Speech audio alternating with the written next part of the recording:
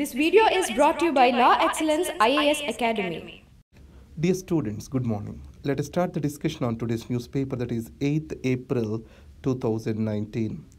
Before going to discussion, I was unable to upload last 2 days current affairs because it was a festive season in Andhra Pradesh, and at the same time the results are also out. I was quite busy with students who failed, who are successful, and I want to reassure the students who did not clear the exam this year. And I want to tell you that almost I think 6 students called me who were following the current affairs. The special among them was Mr. Akshay, who got 207 rank. And added to that, we got 4 successful results in the first attempt, total counting close to somewhere 38. Okay, let's come to the discussion on today. The governance dashboard. This is a comparison of UPA and NDA government, and why NDA today is projecting majoritarianism and nationalism together rather than talking about its own achievements on economic fronts. If you see Balakot, and these are being more projected rather than economic front, whatever is been promised before. Good governance was promised, and corruption-free governance was promised, and added to that, prosperity was promised. But the BJP failed on this front, though author do not say explicitly that is what he meant in this article. So he tries to analyze the UPA and NDA in the following perspective. If you see, UPA 1 is remarkable with regard to people-centric welfareistic approach, MG Narega, rights-based approach towards information, all these things, Forest Rights Act, these have come during the UPA 1 government. Now if you go to UPA 2, it is appeared as a failure because of the corruption. And this grand scale corruption is the basis for the rise of NDA. So here, the growth is said to be the worst during UPA 2. But if we compare NDA 2 with UPA 2, the growth is almost equal. And the second, the reliable statistical data, which was the strength of India, was collapsed during NDA 2. So today, to analyze the NDA 2 or Modi government, over the previous achievements, there is no reliable data before the people. So in this context, various variables were taken up by these authors to explain what is being achieved. The first is growth. The growth, it is comparable to UPA 2. It means the worst of UPA has become the best of NDA. And the second, during UPA 2 global recession, after effects were very clear. But today, the global economy is growing at a much faster pace. In spite of this, Indian economy is showing a sluggish growth. And the next is distribution of the growth. So, generation of employment. Today's India's generation of employment is 45 years all-time low. Prime Minister Modi promised 1 crore of jobs every year, but there is a failure. The major reason for this failure is demonetization and GST. These two have led to the collapse of the informal sector in India and thereby job generation too. And after that, marginalized groups like scheduled caste, tribes, and added to that, minorities. If we see, the atrocities against them have increased.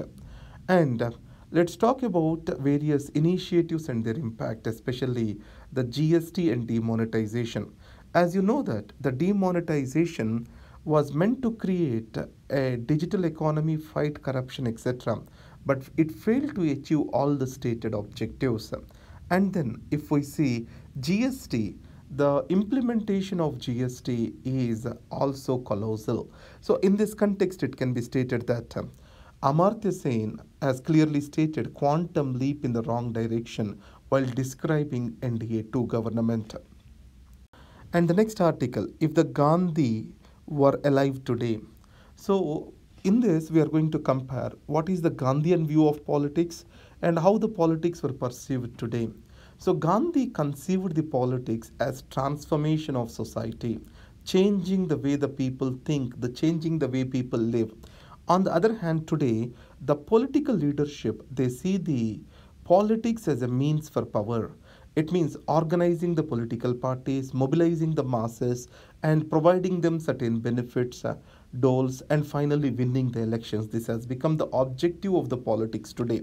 And then the Gandhi wanted citizenry to be enlightened, self-regulated, self-transformed, and matured. So it means a self-regulated citizenry is good for a vibrant democracy.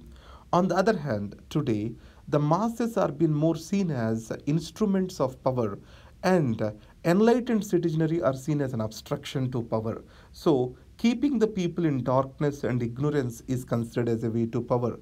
So today democracy is becoming mobocracy and mob guided.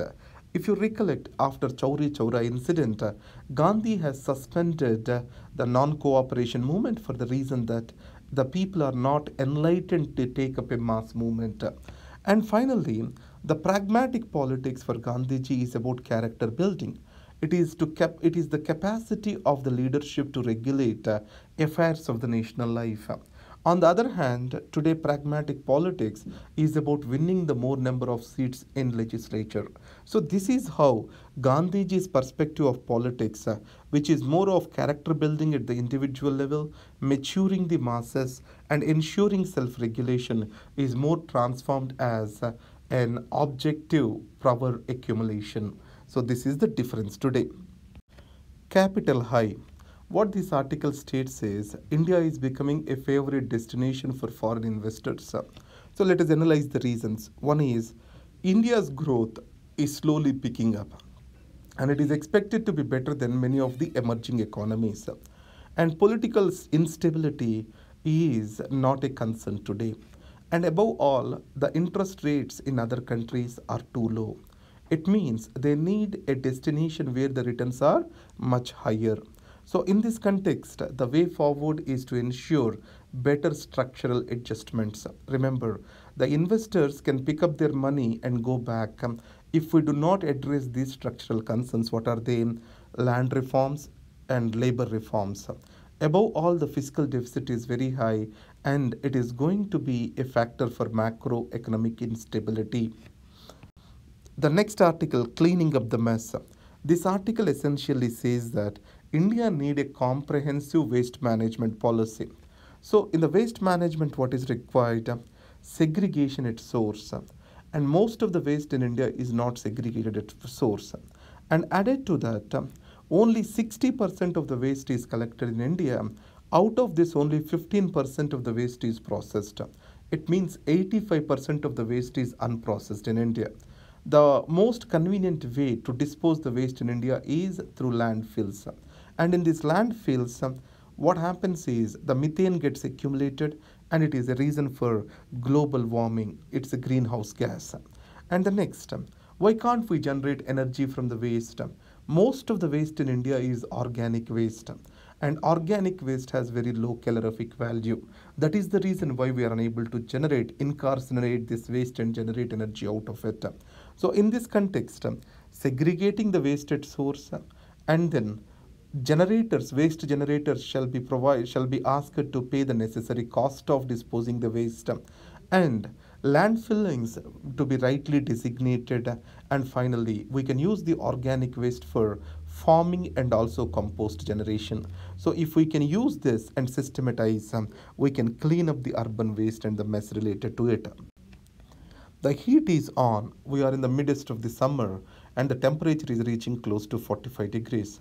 So in this context, the monsoon predicted by SkyMet is also expected to be poor. We are in the El Nino year now. So in this context, water scarcity is going to be a problem. So we have to improve this through water harvesting and also aquifer recharge. But today we are concretizing everything. So in this concretized world, recharging of the aquifers becomes very difficult, and at the same time, so water harvesting and management techniques are not adequate. Operation Bhagirath in Telangana is a noble example where government took to collect and save the water. And on the other hand, heat stress. So today we need heat action plan. In this, there are two important things. One is communicating to the people about the weather reports. Especially in the election season, most of the elderly tries to be outside and Clear weather report stating when the temperature will be high, when the radiation will be high, will help them to keep away from the sun. And National Disaster Management Authority, it has given an action plan to face the summer with recharging regularly with water, and then rehydration solutions readily available. These things have to be followed at the first management level. So first rehydrate, send them to a primary health center and organize the process well. About 80% of Ujjwala beneficiaries in 4 states still use earthen stoves. You know that Ujjwala was launched to provide clean energy to the poor and marginalized. Government has subsidized the LPG connections to these households. In this context, RISE, a group, has conducted a study.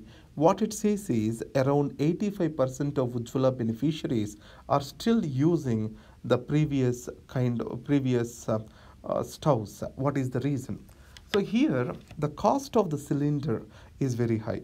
The solid fuel which is collected by these poor people is totally free of cost.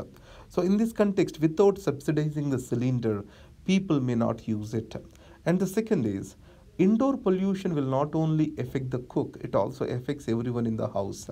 So here, lack of education on indoor pollution is another reason. And third, there are many myths. The food cooked on normal this cooking stoves, etc., is more tasty compared to gas stoves. And also food cooked on gas stove may cause some stomach problems. These are all the myths associated with this. It means that we need to educate the people towards a behavioral change. That is what this article talks about best. Finally, thank you very much and all the best.